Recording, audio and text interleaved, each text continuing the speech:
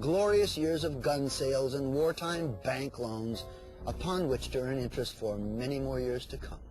There is no question that war is a profit-making business. After World War I, Senator Gerald Nye held very famous hearings here in Washington where he dragged in some of the biggest bankers and industrialists and put them on the spot and just examined profits that were made by some of these major interests. War isn't profit-making business. Anybody who says otherwise is a liar or a fool. They were able to manipulate us into World War I, and as a matter of fact, the war stretched out for at least another 2 years beyond what it would have gone. Just when you think you're ahead of the game, something changed the rule. They did this knowing, with malice aforethought, to strengthen their own profits and to build their own institutions, their own banking institutions. Many people believe that virtually all of the wars of this century have been caused for reasons to benefit small financial groups, those that move in the sphere of influence of the Bilderberg and Trilateral Commission. For an example, the war in the Balkans right now. Who's been providing Milosevic with arms and weapons? The Soviets have. Who has been financing the Soviet Union, their military industrial complex? The United States has. European bankers have. So the bankers have been financing both sides of every major conflict. Conflict brings progress, but controlled conflict brings controlled progress. Every major war, every major conflict, arms sales, loaning money to governments. You get their people to pay you interest back into the coffers of the bank, money that you created out of nothing. Nobel Prize Milton Friedman claimed that the Federal Reserve caused the Great Depression by deliberately reducing the amount of money in circulation. Depositors all over the country were frightened about the safety of their funds and rushed to withdraw them. There were runs, there were failures of banks by the droves, and all the time the Federal Reserve System stood idly by when it had the power and the duty and the responsibility to provide the cash that would have enabled the banks to meet the insistent demands of their depositors without closing their doors. Congressman Louis McFadden, chairman of the House Banking Committee during the crash, agreed, saying, "The Great Depression was a carefully contrived occurrence by international bankers seeking to bring about a condition of despair so that they might emerge as the rulers of us all." There was a memo circulated in advance of the stock market collapse. All the big guys, or the insiders, let's say, got out of the stock market during that 4-year period. They all got out. They were cash heavy when the market crashed. They were able to buy up major corporations for pennies on the dollar. Franklin Roosevelt's own son-in-law called the Depression the deliberate shearing of the public by the world money power, triggered by the planned sudden shortage of call money in the New York markets.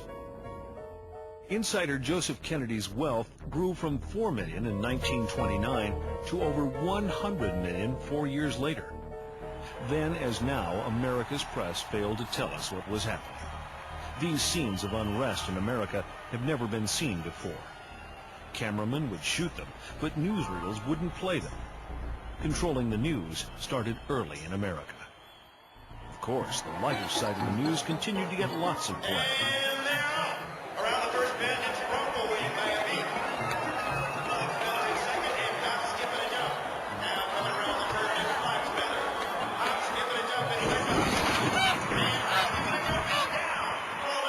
Fortunately, populists from President Andrew Jackson to William Jennings Bryan to Father Charles Coughlin were courageous enough to speak the truth.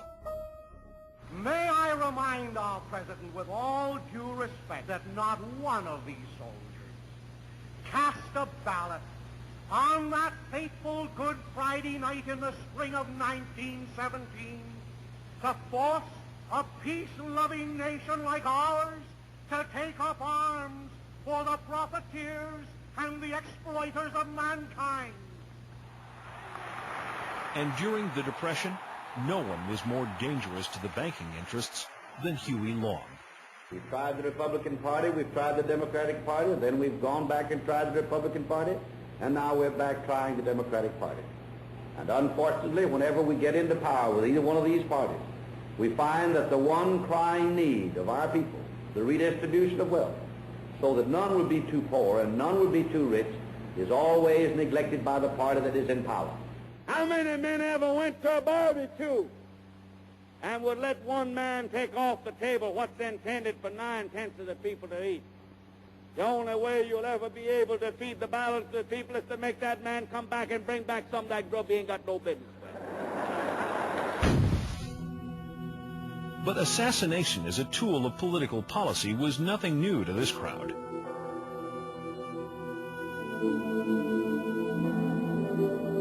President Jackson, for example, in his era, he was the leading opponent of the privately owned central bank.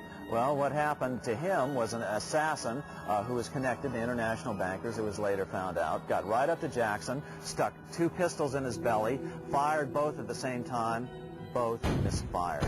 Jackson was saved. And interestingly enough, even though history books don't spend much time dwelling on this bank problem, Jackson himself numbered this as his leading accomplishment. In fact, on his tombstone, do you know what's on it? It's, "I killed the bank." Someone changes the rules. Going back to the American Civil War, Germany's Chancellor Otto von Bismarck declared, "The division of the United States was decided by the high financial powers of Europe." They were afraid that the U.S. would upset their financial domination over the world.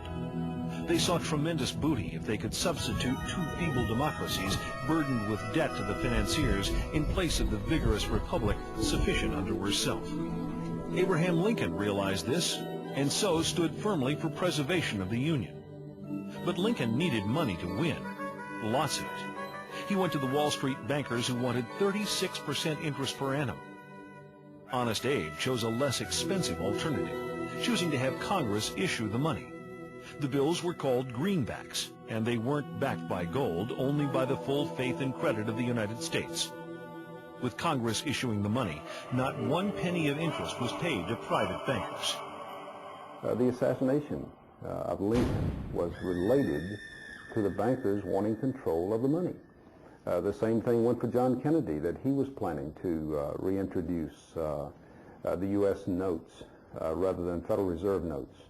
And of course we go back to the Constitution of the United States, which provides that the Congress shall coin the money, the currency, and regulate the value thereof. If you go out and ask the average person on the street who issues the money, they'll say the government issues the money. That's why the lie works, because people know intuitively that the government should issue the money. Well, the Federal Reserve is neither federal and has doubtful reserves. You will not find the Federal Reserve in the blue pages of government in any phone book. You will find it in the business pages next to Federal Express. Congressman Louis McFadden fought the Fed to his last breath. He once called it a superstate controlled by international bankers and international industrialists acting together to enslave the world for their own pleasure. 2 attempts were made on his life, one from a man wielding 2 pistols, both shots missed, and the second from a poisoning attempt, but fortunately there was a doctor on hand to pump his stomach. Of course, a conspiracy powerful enough to cause both world wars and the Great Depression would have to have a clubhouse somewhere, if only to split up the cash. It turns out they do. If you haven't heard of the Bilderbergers, it's for one reason only. They haven't wanted you to. At their annual closed-door meetings, no outsiders are allowed even close to the building. Here are gathered the most powerful individuals of the Western world, united regularly at club meetings. Yet nothing is reported by the New York Times, the Washington Post, or the LA Times. What really fascinates me is the complete blackout in the American press.